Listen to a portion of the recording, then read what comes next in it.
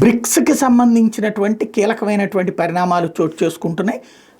ఏదైతే ఇంతకుముందు అనుకున్నటువంటి విధంగా వేరే కరెన్సీ, బ్రిక్స్ కరెన్సీ అంటే మళ్ళీ ఇటు చైనా వాడు సొంత కరెన్సీ డెవలప్ చేసుకోవాలనుకున్నాడు, రష్యా వాడు సొంత కరెన్సీ డెవలప్ చేసుకోవాలనుకున్నాడు.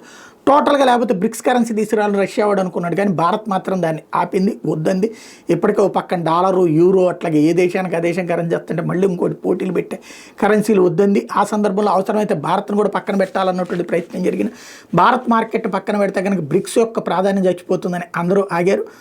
ఓవరాల్గా చూస్తే ఇప్పుడు బ్రిక్స్ వచ్చేటప్పటికి అది కాదు, కానీ కొత్త పేమెంట్ వే. మొన్నటిదాకా రష్యా కనుక ఒక్కసారి దెబ్బతింది.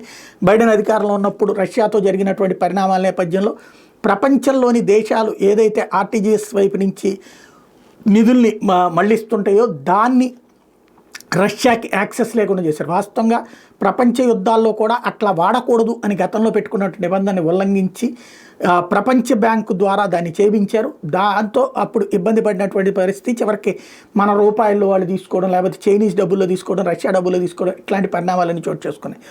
అయితే ఇప్పుడు బ్రిక్స్ పేమెంట్ వే ఒకదాన్ని తయారు చేసుకొచ్చారు. దాని ద్వారా ఇక పైన పేమెంట్ చేయాలా, ఈవెన్ ఇది కొంత అమెరికన్ డాలర్ని పక్కన పెట్టేటటువంటి రూట్లో కూడా సాగుతుంది.